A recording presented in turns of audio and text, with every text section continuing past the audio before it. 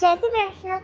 તો આજે મારા ઘરે આવ્યા છે નાના અને નાની, જે મને શીખવાડવાના છે કે હાઉ ટુ મેક દહીં.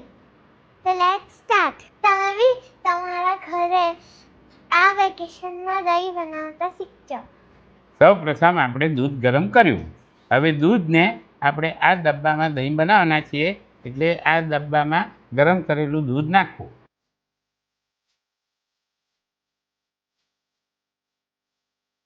First task done.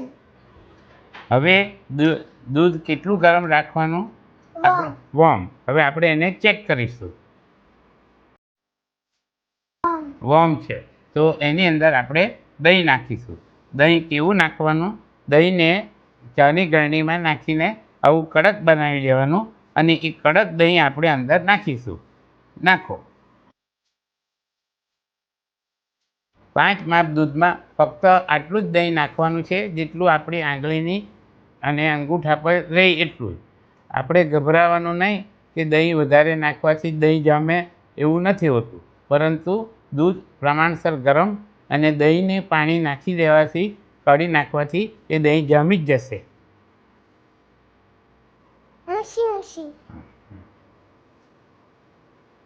અને એ દહીંને આપણે આંગળી બરાબર દહીંની અંદર મસળી કાઢીશું, જેથી કરીને દહીં બરાબર અંદર ચાલી જાય. અને ત્યાર પછી એને આપણે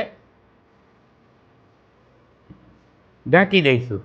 દહીં બનાવતા પહેલાં હંમેશા એને ગરમી જોઈએ છે, અને દહીં બન્યા પછી એને ઠંડક જોઈએ છે. દહીં બરાબર એને ટાઈટ ઢાંકવાનું, અને ઘડિયાળમાં જોઈને એવી ચેલેન્જ સાથે કહેવામાં આવે છે કે દહીં ફક્ત 4 કલાકમાં બની જ જશે, એમાં કોઈ શંકાને સ્થાન હોતું નથી. હવે આ દહીંનો ડબ્બો આપણે કોઈ પણ જગ્યાએ મૂકી ઢાંકી દઈશું, અને 4 કલાક પછી એ દહીં ખોલીશું. તમને બધાને જ રિક્વેસ્ટ છે કે તમે પણ તમારા ઘરે દહીં બનાવો. આ હરલીનનો વિડીયો જોઈને તમે વધારે લોકો સુધી શેર કરો, અને બધાને ઘરે નાના છોકરાઓ એમના વેકેશનમાં દહીં બનાવતા શીખે. પોતાના દાદા દાદી, નાનુ નાની, મમ્મા ડેડી બધા પાસેથી દહીં બનાવતા શીખવાનું છે ને. और आपको ये वीडियो कैसा लगा हरलीन को कमेंट करके जरूर से बताइए आप. Bye bye. 4 કલાક થઈ ગયા છે. આપણે ચેક કરી લઈએ કે આપણું દહીં સરસ મજાનું બન્યું કે નહીં. અને મજા પડી જશે. અને ગરમ દહીં, થોડું દૂધ ગરમ હોવાથી આ એનું ઢાંકણું ટાઈટ થઈ જાય, એનાથી તમારે ગભરાવાનું નહીં. અરે વાહ! પહેલાં એને આંગળીથી આવી રીતે ચેક કરી લેવાનું, અને કઠણ થઈ ગયું છે કે નહીં. હવે એને આમચી વડે આપણે વધારે ચેક કરી લઈશું જોરના.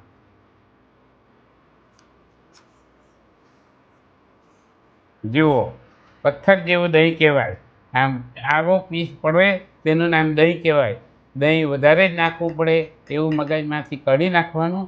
દહીં માપસરનું હોવું જોઈએ, અને દૂધ ઠંડુ નહીં રાખીએ તો હંમેશા એ જામી જ જાય દહીં, અને આવું કઠણ થશે.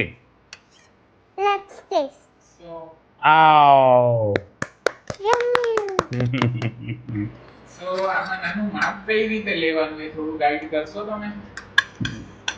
5 માપ દૂધમાં ફક્ત 4 મેથીના દાણા જેટલું દહીં નાખવાનું, અને 4 લીટરે 15 મેથીના દાણાનું નાખવાનું. દહીં દૂધની ક્વોન્ટિટી જરૂરી નથી, દહીં નાખવું એ જ જરૂરી છે. તમારી પાસે દહીં નહીં હોય તો ફક્ત છાશથી પણ દહીં જમાવી શકો છો, પણ કન્ડિશન એટલી છે કે દૂધ ગરમ હોવું જોઈએ, દૂધ ઠંડુ પડેલું નહીં હોવું જોઈએ, અને વધારે પડતું પણ ગરમ નહીં હોવું જોઈએ. વધારે પડતું ગરમ હોય તો દહીં જામી જશે ખરું, પરંતુ ઉપર પાણી આવી જાય અને મલાઈ તમારી નકામી જાય. આની અંદર તમને મલાઈ દેખાય છે, મલાઈ એકદમ મલાઈદાર, જેને આપણે ગુજરાતીમાં પંજાબી દહીં કહેવાય, તે આપણે દહીં બનાવ્યું છે હરલીને. તો નેક્સ્ટ વિડીયોમાં આપણે બનાવશું કોકો અને શ્રીખંડ. Bye bye.